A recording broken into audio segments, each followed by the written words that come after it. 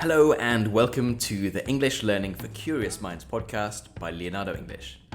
I'm Alistair Budge, and today we are going to be looking at Russian oligarchs. Specifically, how did they get so incredibly rich? At the end of the Soviet Union, there were 150 million people living in Russia, all, in theory at least, equal, as private property had largely been abolished.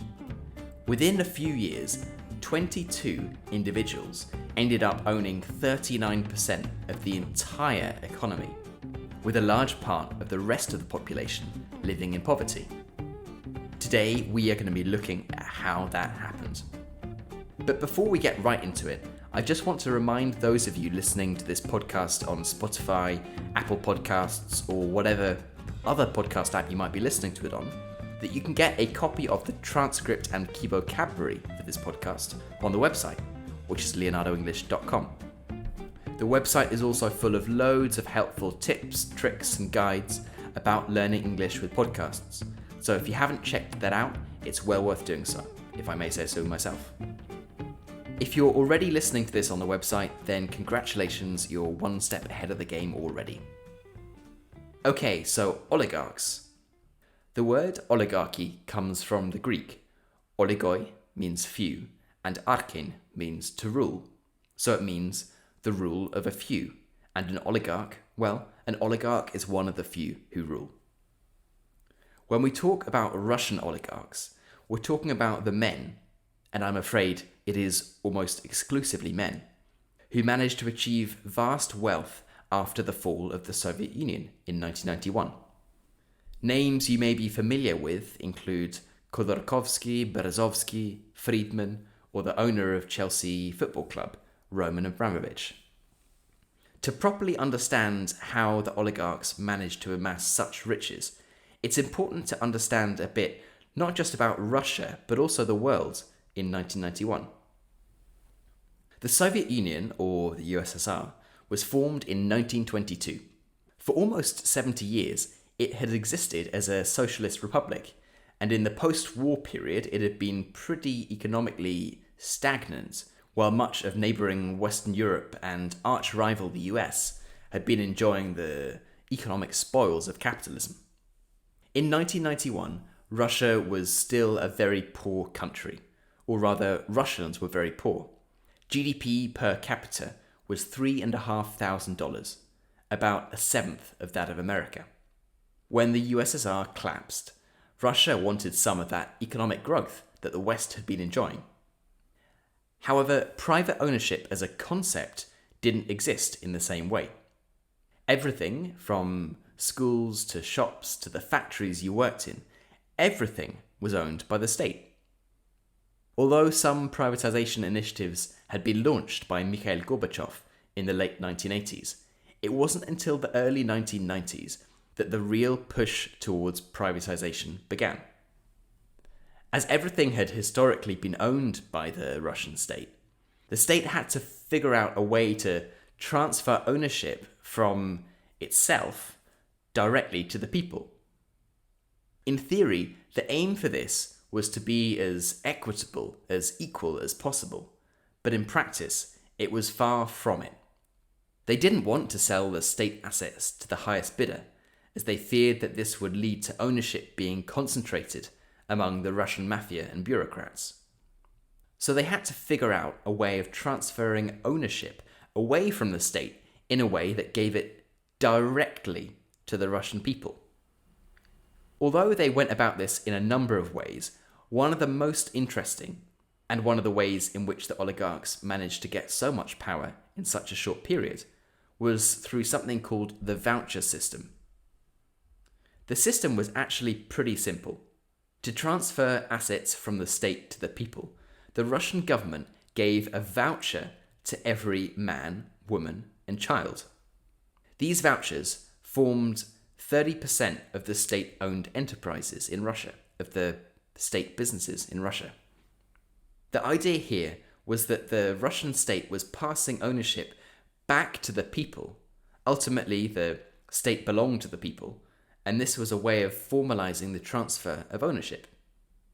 The vouchers had a nominal price of around $20, and there were 150 million of them. If you're doing the maths, this means that there were a total of $3 billion worth of vouchers for almost a third of the Russian economy, making the entire Russian economy worth $10 billion. For a country that now has an economy of $1.5 trillion, and with a quarter of the world's natural gas reserves and 10% of the world's oil, that's quite a bargain price. As most normal Russians didn't have any real understanding of how share ownership worked, it wasn't really clear that they could do anything with these vouchers. And they had more pressing concerns, like having enough food and drink. And a huge number of these vouchers were sold off to other enterprising Russians who would typically then sell them off for a small profit. Ultimately, these shares from the voucher scheme ended up in the hands of a small group of investors and powerful individuals who managed to get ownership of 30% of the Russian economy and paid significantly less than what the assets were actually worth. It's exactly the opposite of what was intended, at least in theory, by the Russian state. That wasn't the only way, though. By the time this had happened, a small group of men had managed to amass a large amount of wealth through a series of what some might call ingenious schemes, others might call, well, somewhere between scheming and plain theft. As we know, Russia was transitioning from a centrally planned and state-run economy to a market economy. Very few people in Russia had any idea of how to do this, and there were many, many loopholes that were exploited by enterprising Russians. Khodorkovsky, for example, one of the most famous oligarchs and one who ended up getting on the wrong side of Vladimir Putin, managed to set up his own bank after having found a loophole in factory subsidies, and he amassed a pile of cash.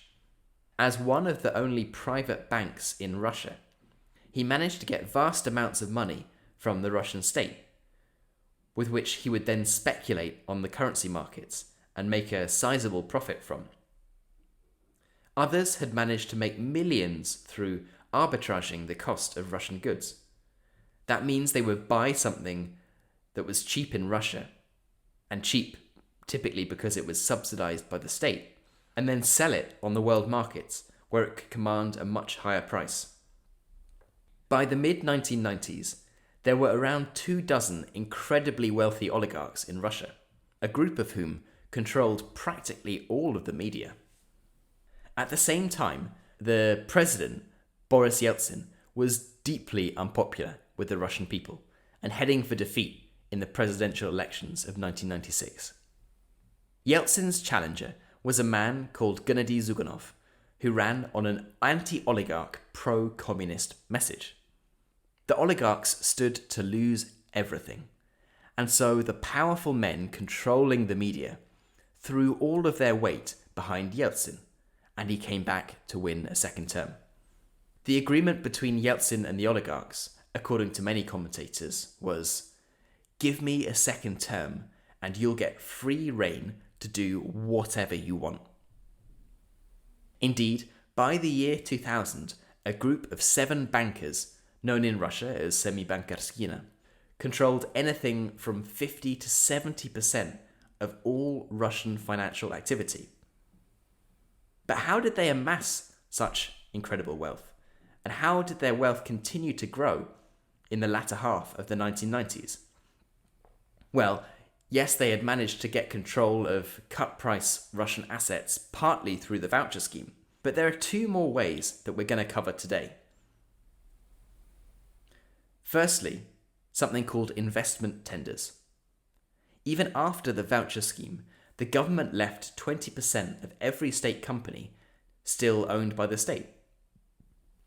By the mid-1990s, they were so anxious to continue the sell-off of state assets, they would sell the remaining 20% to anyone who promised to invest in the company.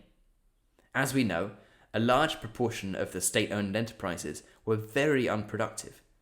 They were just really bad, inefficient companies, and they needed a large amount of investment to allow them to compete in a market economy. The Russian state was just desperate for someone to come along and fix these useless companies, and so in many cases, a promise of investment was enough to get the deal. So this meant that a load of these companies were snapped up at rock-bottom prices and have since been turned around, and many are hugely valuable. The final way in which they acquired their loot was through something called the Loans for Shares scheme. It was definitely the most scandalous of the ways in which the oligarchs became so wealthy. How this worked was that the banks run by the oligarchs were charged with auctioning off some of Russia's largest state companies, from steel manufacturers to oil and gas companies. The bankers rigged the auctions, meaning that in many cases they were also participating in the auction. So they were the auctioneer and the participant, and they could just pick themselves as the winner. Evidently, if you are choosing yourself to be the winner of an auction, you want to pay as little money as possible. And this is exactly what happened. Khodorkovsky, for example, received a stake in the oil and gas company Yukos for $310 million. Right, that might sound a lot of money to me or you, but that stake was actually worth $5 billion. Quite a bargain, right? Unsurprisingly, this made the oligarchs incredibly unpopular with the regular non-oligarch Russian population. You know, the 99.99999% of the population. The discounts that these oligarchs got on the state assets didn't come from nowhere. It was money that should have gone into the Russian state, but instead all of the profits flowed straight into the oligarchs' pockets. Key to the oligarchs' success, in case you hadn't already guessed, was relationships with government. Although the Russian state was weak, none of these favourable deals would have been possible without close relationships with government officials. So knowing who to speak to and when was absolutely everything. Then, in the year 2000, along came Vladimir Putin. While Putin's reign has been excellent news for many of the oligarchs, several have found themselves purged and unable to return to Russia, including Khodorkovsky. There are several theories, which are uncorroborated of course, that deals were struck between Putin and the oligarchs whereby he promised that he wouldn't go after them in return for their support. There are also several theories that Putin asked for a lot more, and by a lot more I mean a chunk of their wealth. However, that's a conversation for another day. So where does this leave the oligarchs in 2019? A large proportion of all the wealth of Russia is still concentrated in the hands of very few, with 35% of all the wealth in Russia owned by only 110 individuals. Some of these individuals are still the same as those that amassed vast wealth in the 1990s, in the Wild West days of Soviet capitalism. Indeed, a research paper in 2018 suggested that there is more than 3 times as much money held by Russians outside of Russia as there is held in Russia. Just to underline on that final point, and given that this wealth will largely be held by the oligarch population, there is more than 3 times the amount of money held by Russians outside Russia, which isn't going back into the economy or helping regular Russians, than there is in the entire Russian economy. In July of 2019, the president of Russia, Vladimir Putin, said, "We do not have oligarchs in Russia anymore." I think I'll let you be the judge of that. As always, if you've enjoyed this podcast and you want to get notified whenever we release a new one, then just hit that subscribe button. If you're looking for the key vocabulary and transcript, you can grab that over on the website, which is www.leonardoenglish.com. It's also in the show notes. And as one final thought, if you've enjoyed this podcast, please do consider taking 20 seconds out of your day and leaving a review. Every review helps more people find out about the podcast, and the more people who listen, well, the better it'll get for everyone. You've been listening to the English Learning for Curious Minds podcast by Leonardo English with me, Alistair Budge. I'll catch you in the next episode.